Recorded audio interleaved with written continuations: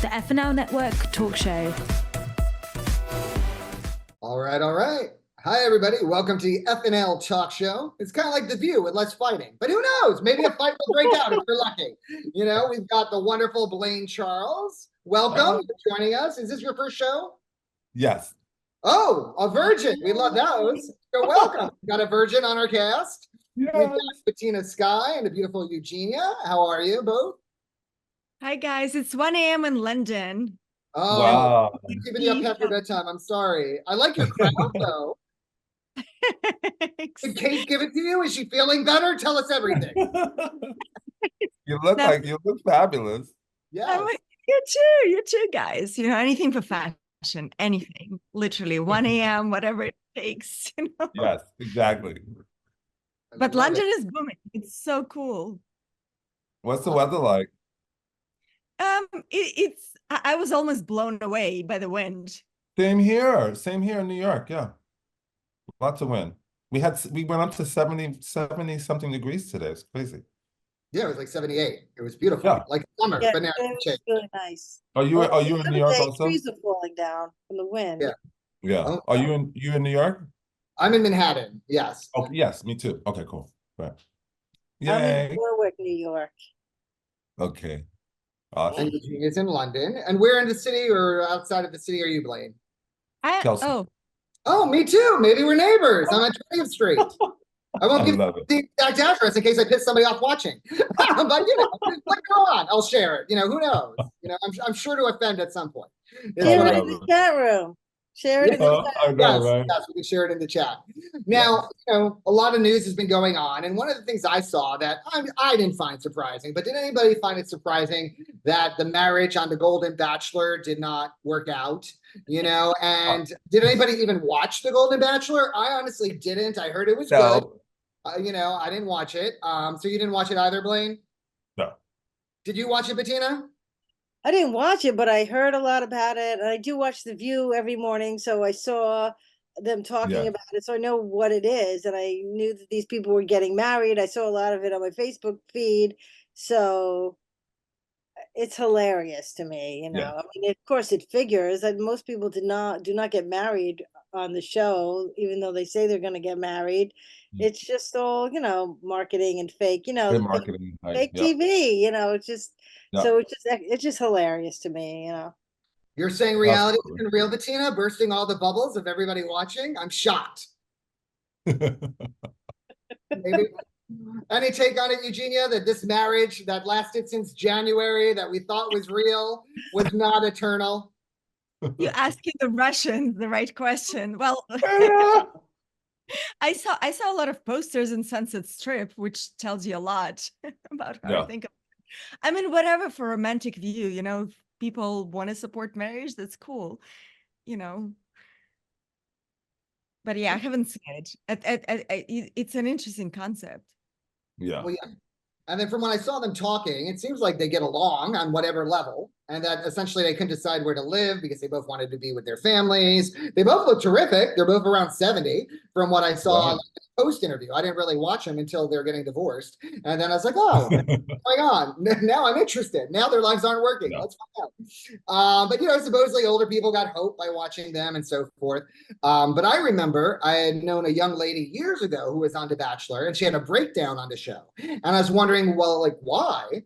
But I remember they cast her because she was young, or her early 20s. She just had a fiance break up with her. And then the producer kind of like guided her, like, oh, he's going to choose you knowing that he's going to dump her, and built it all up. They're like, here, have another glass of wine. So then all of a sudden she has this breakdown on TV. So it's not necessarily, you know, fake, you know, it was real for that woman at the time, but I just found somebody who like met the format they wanted, who kind of fit the criteria that the imaginary script the producers were writing without her being aware of it. Where these two people fall, I don't really know, but I do think, yeah, there is like more than meets the eye to most things in the public domain that not be privy to. It's very scripted and very cast in a certain way. These reality shows, I do, it does interest me. I listen to a lot of podcasts and books about behind the scenes reality shows. I don't know. I do have an interest in it because it's a lot of secret stuff that I really enjoy.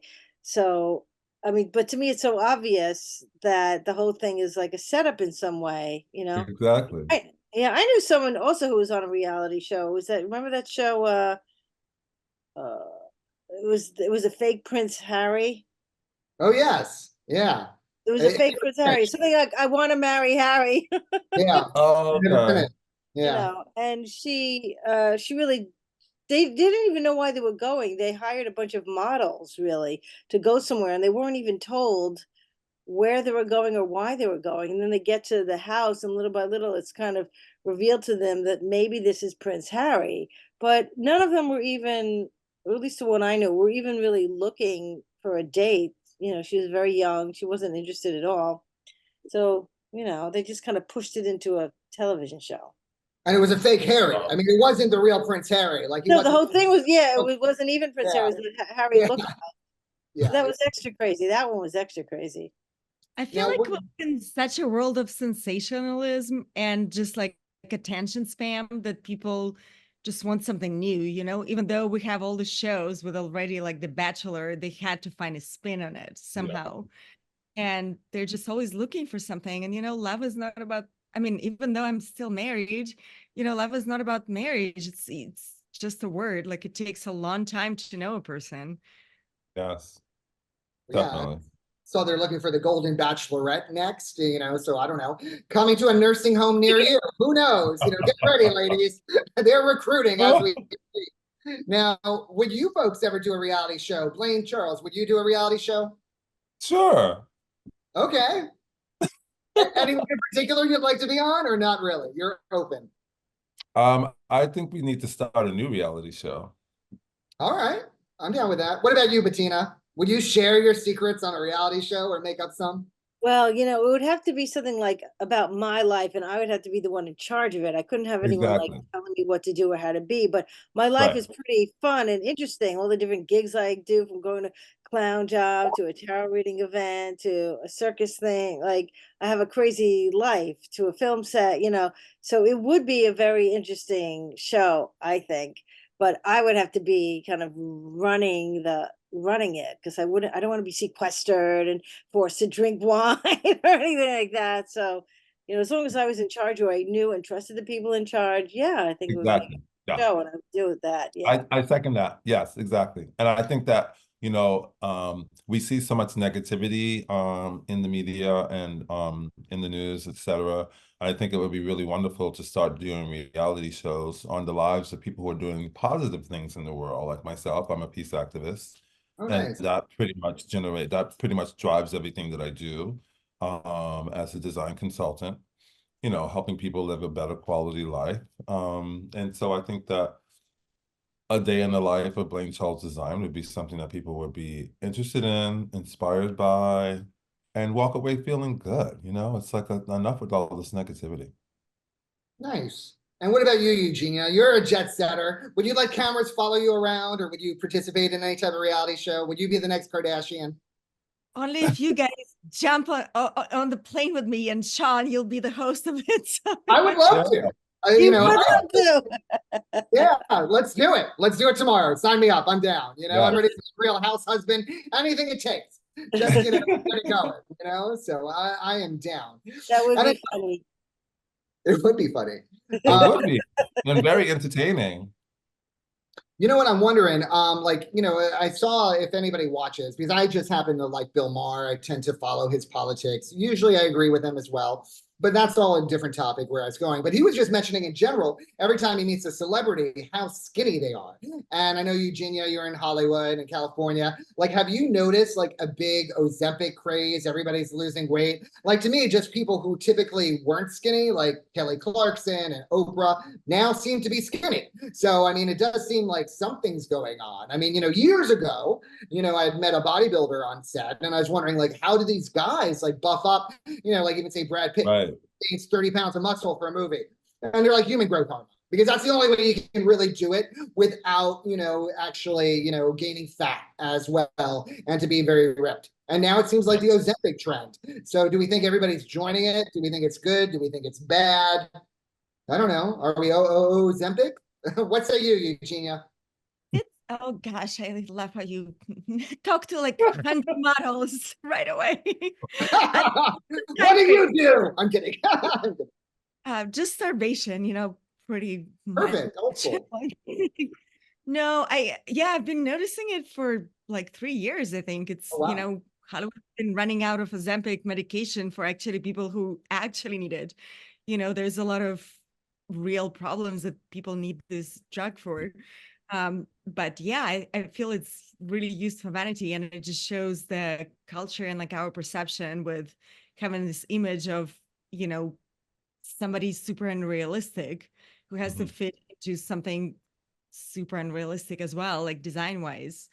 And it's just celebrating, unnatural things. I'm so against it. I think it creates a lot of shame and guilt and kind Yeah. of puts our society back into the, burn the witches type of time Mhm. where we're not celebrated for our uniqueness. And, Yeah. now with AI coming and everybody's putting filters on top of just being skinny, like where is the human point of that? Like I feel the only way we can survive as humanity if we celebrate our uniqueness. Yes. And what about you, Blane Charles? You're lean. Do you support people taking Ozempic or not really, or teach different? Absolutely not. Absolutely not. I'm lean because it's my body nature. I'm a former modern dancer, model. I do colonics every change of the season. I eat once a day. I nibble throughout the day, but my one main meal is once a day. My body's my temple, so I'm very particular about what I put in it, what I put on it. Your skin is your largest eating organism, by the way. And one of the things I want to say about Blane Charles Design is that we celebrate our clients the way they are. If they want to transform, we do it in a healthy way, organic way, humanistic way. But like one of the things that you'll see in the testimonials about what I do as far as a design consultant and working with my clients, they always say that I make them feel so comfortable that they open up to me and tell me what it is that their challenges are so that we can address them. But I'm all about celebrating people as they are and who they are. So I'm not for this everybody's got to be skinny thing. And what about you, Bettina? I know you're vegan, and so you watch what you eat. And what do you think about the Ozempic craze? Yeah, I mean, I also noticed this year on The View, like everyone came out real skinny this year, even like everyone was like, I was like, what is going on? Like everyone Yeah. was like 20 pounds skinnier or more. So I was thinking about that, but I'm really not into taking any kind of drugs. No. I'm into a very healthy eating. I just started like an even more stricter diet, cutting out grains and carbs. I want to lose a bunch of weight right now, so I'm on a very strict health program. And I have clients too that I do on Zoom, like healing. We do healing clients, and I'm not into any kind of drugs for stuff. I mean, I know someone who took Ozempic to lose weight, and she did. She lost a lot of weight, but she's like, what happens is you get nauseous or you just feel full all the time. You just feel kind of gross all the time, and you don't want to eat. But that doesn't seem healthy to me. And I'm sure there are side effects because it's a drug. Yeah. Let's talk Like about oh livers. Yeah. yeah, Yeah. it's like oh she was like oh my liver might die or something, and I'm like Need some why? liver. Come on. Yeah, why would you do that to yourself? There's so many really amazing, healthy alternatives to stay on the right path. So, And also, can I just add that I think it's really not cool that people who are already billionaires and millionaires are jumping on the bandwagon to promote something on the back of people's desperation. Like the point I'm making is it's like they're promoting this drug based on the fact that people are desperate to be accepted, they're desperate to be noticed. And so they're using that to make profit. And I just think it's gross. That's all. I mean, Welcome. you're promoting it as isn't it a diabetes drugs? That's what it seems Yeah. like. Yeah, You that's know, what I, it I happen to love the commercials. I mean, against what they're promoting, but the commercials are really fascinating to me. They're dancing, they're singing. It's Yeah. like With a somebody who's change like of clothes. they're Yeah. on like a television set. I don't know. I Yeah. am fascinated by the commercials. I'm like, what's this? And I watch it and I sing along, but I'm really not into the product. And I think Who doesn't they love a chubby dancer? Come on. Yeah. The PR is brilliant. Yeah. Yeah, and the thing is though, it looks to me like the commercials really are for diabetes. They're talking about their Yeah, A1C, they're type 2. lowering their A1C. They're not talking about they don't have real skinny people on there. They have sizes on there dancing around and singing. Like it's okay to be different sizes. It doesn't seem to me that the commercial is promoting the weight Right. loss. Although as I said, I know people who are on it for that reason. I worry about the health. Well, I There's find something curious about this. Like, and I don't know if anybody has anything to say about this, but gastric bypass, I remember being first. Now, clearly that's more for the extreme. It's a surgery, et cetera. But, to the point that was brought up about feeling sick and so forth, if you overate, you would feel sick and you wouldn't be able to keep the food in. So in my mind, yes, I understand that like an injection is probably a lot easier than going for a full-blown surgery or getting approved for a surgery.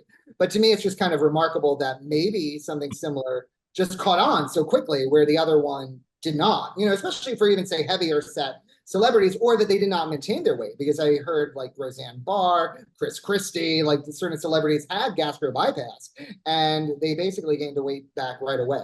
So they went through that Wow. days and just whatever it was overcame it to go back. And what I've heard about Ozempic on a positive is that they've noticed people with drug, alcohol, and I mean, maybe I'm sure too, food addictions, it actually curbs their rate of addiction. So what do we think about using the drug for that purpose? I just think it's so like a very fast way to put a little band-aid on something much deeper. And that's what Mhm. I've been struggling with a lot of things in the West, so to say, because it's so easy to cover up and to medicate and to cure with the things that needs to be healed as a society in a general way. I mean, there are trends for people who want to live forever, right? So there's all kind of trends which are unrealistic, absolutely unhealthy. And of course you can have a instant gratification, but what it would do to you in the long run, or like Right. internally as a wholesome person. They're Uh, amazing healthy alternatives. mhm. I think that you hit the nail on the head though about um, dodging the real issues, psychologically why people have these problems, and that's something that I also address with my work with my clients, is that everything starts within that inner revolution, that human revolution, that inner transformation. And it's amazing that once you are able to go on that path of self-healing, being a better version of yourself every day, everything just seems to fall into place. It's so amazing. And you see the difference in the person when they're on that path. It's just phenomenal. It's phenomenal.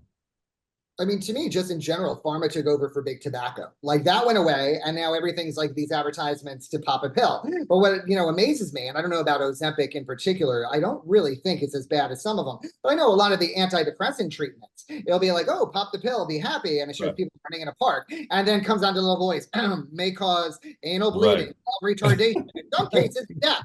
Oh well, you'll be happy unless your butt bleeds to death. Well, Right. let's take the pill and run in a park. And that sounds like fun. I mean, I just don't know. I mean, and that's like on most of the disclaimers, like these really horrendous side effects, but it just seems to be where American culture is overall. And I don't know how Ozempic is better or worse. I just think it's cultural, like where we are today. mean, I just watched that movie about the opioid addiction, painkillers. It was so good, Okay. and it freaked me out a little about like it was all coming from like the idea of one guy, like let's put heroin in a pill because then people will have to buy it over and over again, and I'll make a lot of money. It freaked me out a little, Yeah. And pretty people sell it. Yeah.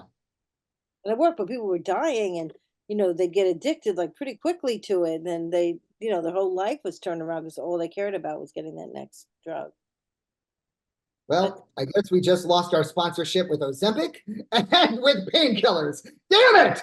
I was like, oh well. You know what, guys? I support you. Pop the pill. I'm willing to take your money. Look perfect. Really, we're never good enough. Just take the pill. I'm available for sponsorship. I'm just saying. But moving on. I'm kidding.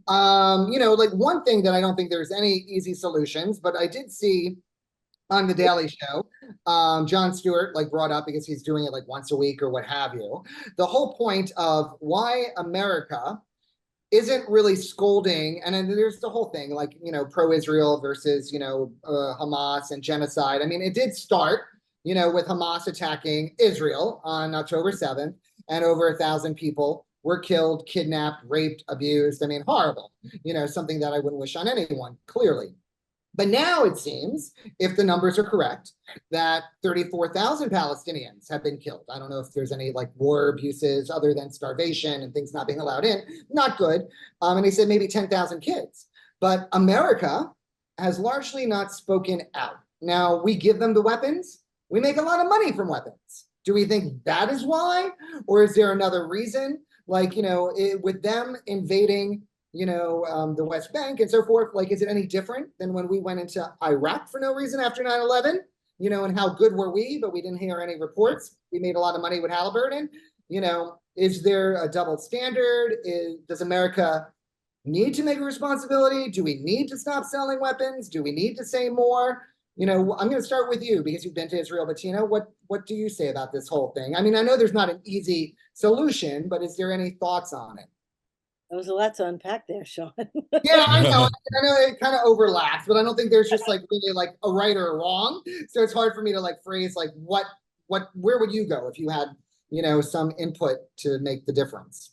Well, first of all, I have a lot to say about each individual thing. So first of all, it's completely different than the 9/11 attack because this was in the 9/11 case, they had, what was it? Iraq had nothing to do with the 9/11 bombing. That was just, well, in this case, Hamas had, they did attack Israel. That was correct, except that Israel went super ballistic and, attacked them back 10 times worse than they were attacked. Now, I don't believe in war at all. I don't think that's the way to go at all. I mean, I think what they should have done is maybe contacted the UN and tried to get countries on their side to kind of help them come to a solution instead of just being all Israeli and going like gung ho, we're gonna get you right back. So I just don't believe in trying to solve this with guns.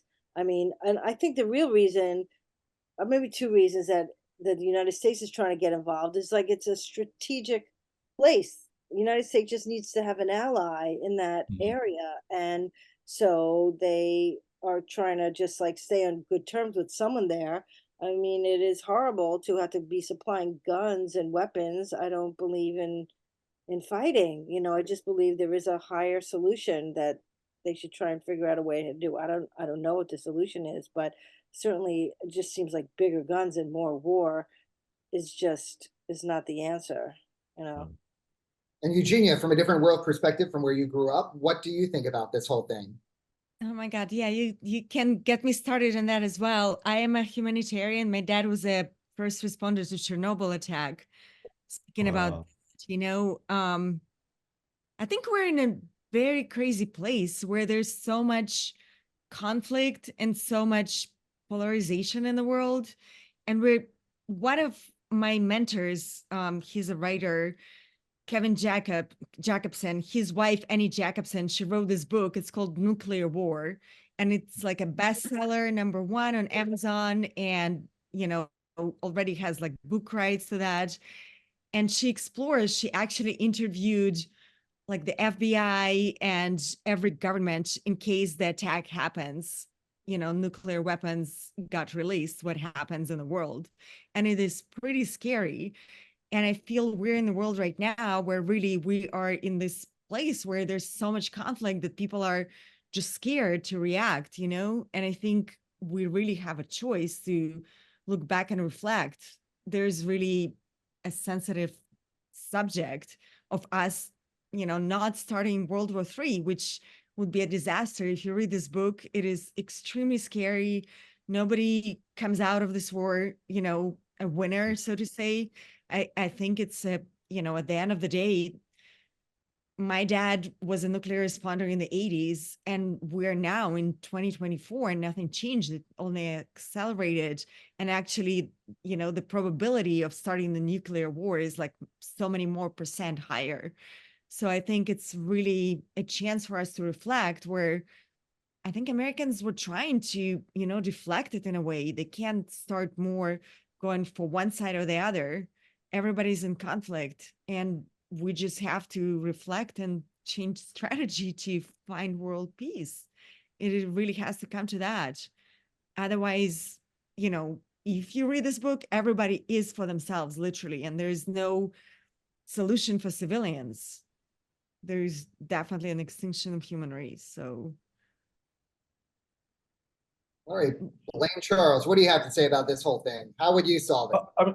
I mean, if we look at the world today, it can seem really, really bleak and hopeless. As a peace activist, one of my mentors is Daisaku Ikeda.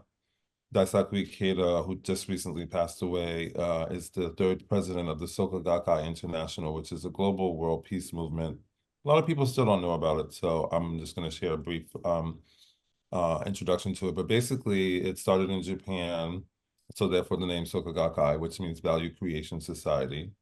And now today, in 192 countries around the globe, there's peace activists involved in supporting the efforts of one-on-one dialogue. One of the things that Daisaku Ikeda always stressed is that if we want to move towards a more peaceful world, we have to be able to sit down with each other and listen and have dialogue. I don't have to make you right. You don't have to make me right. We can agree to disagree, but just to have dialogue so that we can come to an understanding. And this is something that I do every day, especially with young people, because a lot of young people are just like, F it.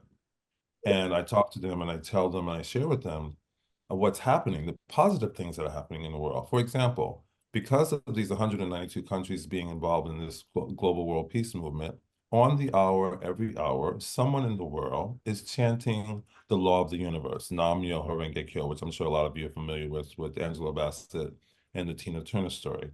But this is a vibration that's going out into the universe to shift this negative paradigm, this destructive paradigm. And a lot of people don't know about it, but just imagine that somewhere in the world, on the hour, every hour, someone's chanting for the happiness of themselves and others and world peace. I mean, that's pretty powerful when you think about it. But a lot of people just don't know about it. So just sharing that information with people that I meet and I come into contact with, you should see their faces when I share that with them. It's just so rewarding that you can put a smile on somebody's face or give someone hope again. You restore hope in people's lives. So, I mean, again, it all goes back to dialogue. That's my key point.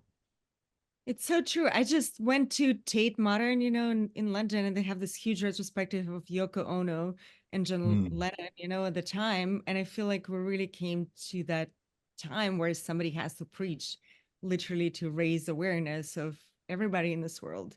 Otherwise, we'll just act as animals. And yes, I mean, why not? Our species don't deserve that if we can't stand for a little small thing as connection and peace in this world. And also too, in our relationships with each other, I always think about, if I can't get along with my family, if I can't get along with my coworker, or if I can't resolve differences at work or at home, how are we going to talk about world peace, really? So it all starts with where you are in your life. And I'm very involved in my community. I'm the first non-binary African-American board member for Callan Lord, which is a health organization that provides free healthcare to the LGBTQIA community. And, working with HMI, Hetrick Martin Institute, and DIFR, Design Injuries Foundation Fighting AIDS, but really, really getting involved with the community and being able to make a difference that way. So, it starts where we are in our little locations, where we are in our little, you know what I mean? And then it spreads out. Yeah. It's like being in love, like getting in your environment and being kind to yourself and being kind to everything around you, right? It's, Yes. Always. Absolutely.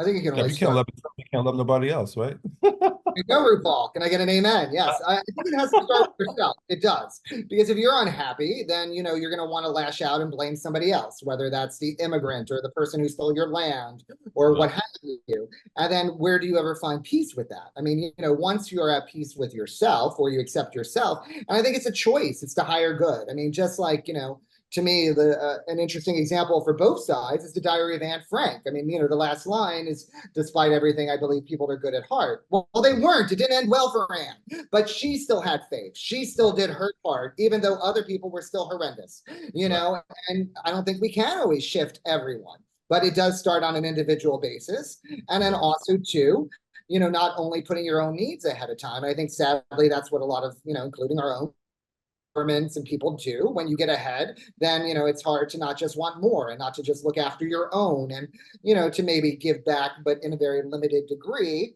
And that keeps, society as a whole from advancing. So I think there's a lot of layers, but I think we all can do our own part, to find our own happiness, hopefully without Ozempic, but if that's what it takes, shoot up and be happy.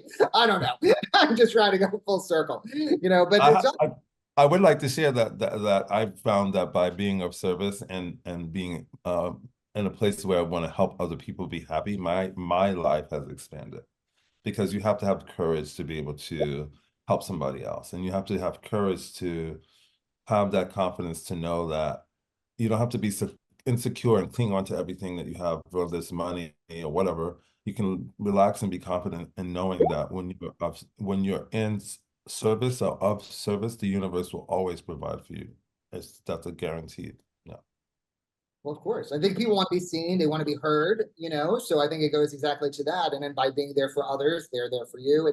It all feeds itself. I mean, I think like love begets love, hate begets hate. And then it's hard to stop these cycles, even generational, like, even if you go to the Bible or whatever your belief is, seeds of the father, it carries on unless you choose to like end a cycle or to move in a new direction. But exactly. It sounds like we have lots of great enlightened people on this panel, and I'm working on it myself. One day I'll get there.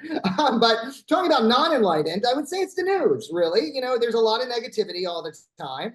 I'm going to end talking about like the last topic, which I didn't think was very negative, but the first one that has a lot of news today. Trump's in court. He's on trial for Stormy Daniels.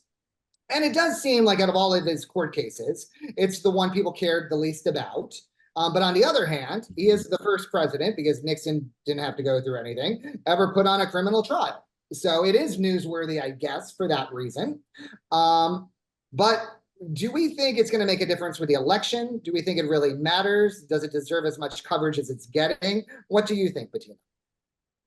So you asked me specifically about that. Well, I don't know if it's really that one thing that's the problem. It's that the type of person he is, and all his criminal records like piled on top of each other are just so horrendous that we have to do everything we can to make sure this guy does not get in office. I mean, that's how I think about it. I mean, this is just isn't this the first trial of many? So it just, to me, it's just like part of like a bigger picture. So not that this particular thing is so bad. I mean, it's not great, but really, in general, it doesn't matter to me what people's sexual escapades are. Like that's like it is the least important of everything, but it does speak to his character, and that. But to me, I thought it was funny. The Christian right, it didn't affect them at all. Everybody was horrified. The same group with Bill Clinton and Monica.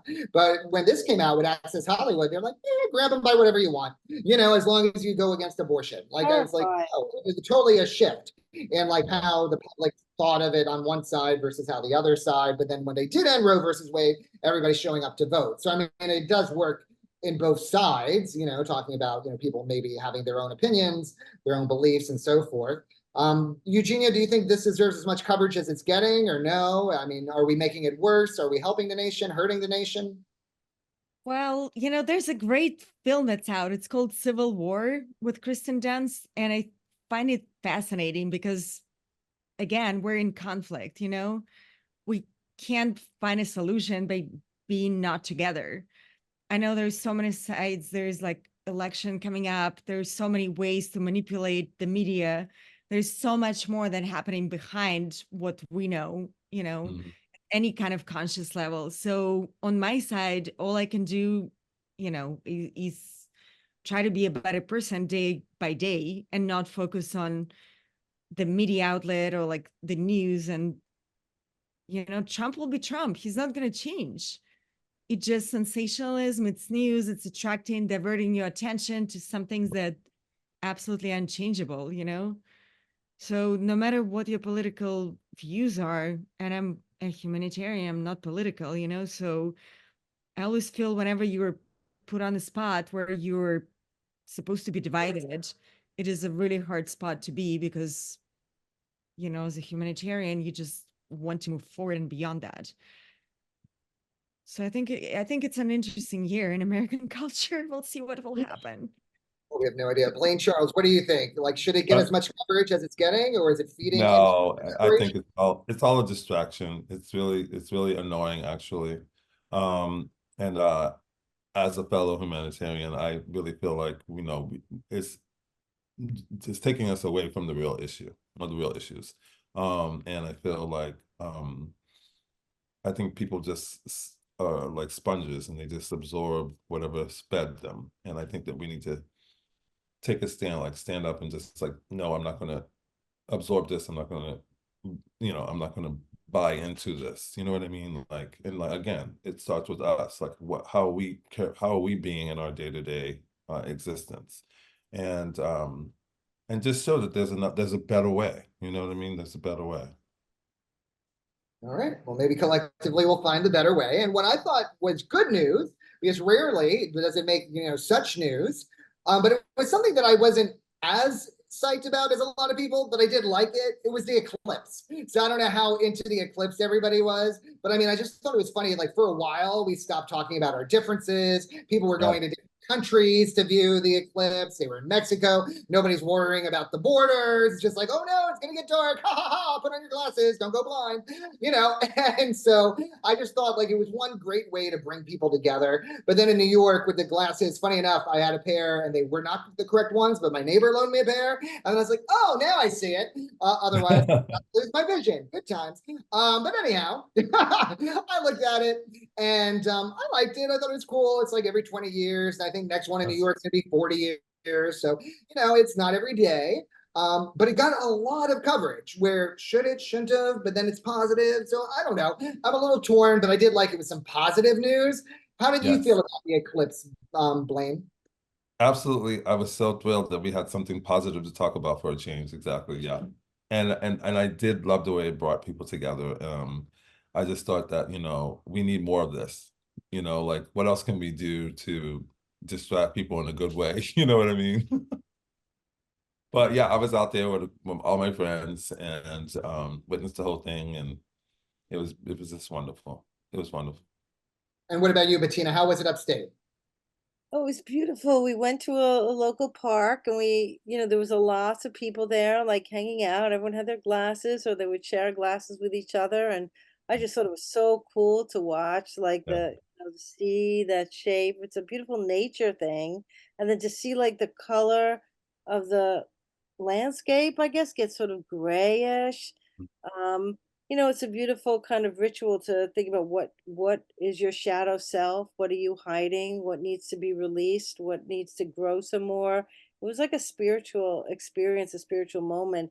And to think, okay, this is not going to happen for 20 years. Where will I be? Will I be alive? Like what's going to happen in 20 years? Will I be back at the same spot seeing this again? Like it was just I thought it was really beautiful and interesting. Yeah. And did you get to witness it, Eugenia? Well, on Instagram, of course. No, I was in London, but I agree with you guys. First of all, it is something that unites us, no matter which platform. And that's why I'm not against any platform. I'm not against TikTok. It just really depends how you use any platform Right.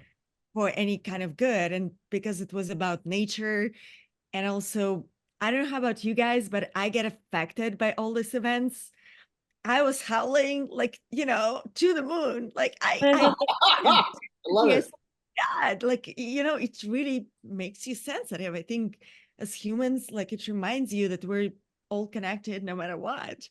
Yeah. I didn't even read about it. I somehow just knew that. And then my friend just texted on Instagram and, I found out in a very superficial way, but it was still something to celebrate, and kind of a reminder of so many things. Like you said, it's all about timing and, the shadow of the soul and things like that. There's so many archetypes. And if we just move towards, not worshiping, sorry, not the right word, appreciating Mother Nature, I feel there would be so much less conflict in the world. And Yes. we're a little bit polarized, but we have a chance to move forward because there's that also present in our subconscious and conscious mind. So I'm very hopeful towards that.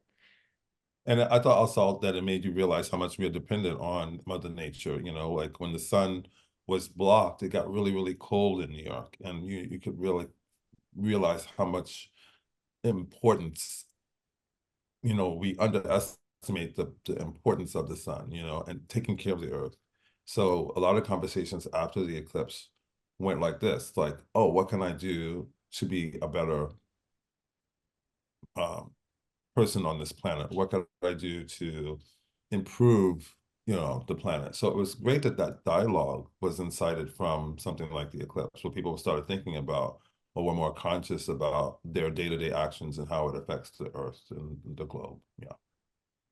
Well, I definitely support that it was something bigger, literally, because it's planets than all of us, you know, and to take our focus off of our own lives and our own little worlds and the, you know, news in general. So, you know, I kind of liked it. And in one way, it almost like made me feel almost like, you know, an ancient tribes person or what have you, witnessing this, because it was very tribal, I felt, but like almost uniting everybody, like, ooh, what's happening? You know, are the gods angry? Are they happy? Ooh, but we knew what was going to happen. We had more information. It wasn't just a shocker, but, you know, I just found it very fascinating. You know, and I even heard like, you know, certain nocturnal animals can come out in certain regions sometimes if it lasts long enough. And, you know, birds will stop chirping because they're like, oh, it's time to go to bed. And they're like, psych, when they back out. So I'm like, oh, it's like poor little birds, but, you know, fascinating. You know, I wouldn't have known this otherwise. So we covered a lot. You guys have the total eclipse of my heart. I'm just saying, you know, from like not shooting up Ozempic to, you know, like stopping war to like loving ourselves to like looking up at the sky more. You know,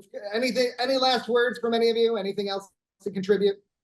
Well, I just think that it's important to keep things in perspective and to have a healthy view on life itself. And so one of the things that I do is I share what inspires me from day to day on my YouTube channel, which is Life Living It Fiercely Empowered, under my name, Blane Charles. And every day since July 31st, 2015, I've been sharing what inspires me and what keeps me going, whether it's a quote that I read in the book or that I heard in a movie, you know, wherever and it's interesting, since I started this project, the universe is just sending me wisdom from all different sources. And so it's been like over 2,000 videos of just me sharing what gets me through with my viewers. And it's just been a wonderful, it's just been as rewarding for me doing it as it has been for those who receive it.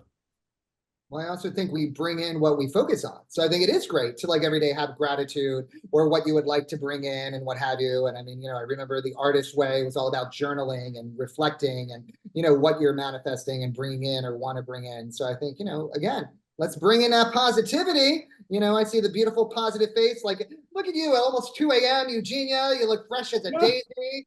You know, beautiful. Yes, no, your coffee or a cup of Ozempic, whatever you have there. And then we've got beautiful rustic Bettina, the beautiful Blane Charles, me. So the beautiful FNL TV network people watching our show, FNL Live. So thank you, everybody. Talk show. So thank you for joining us. Until the next or until the next time.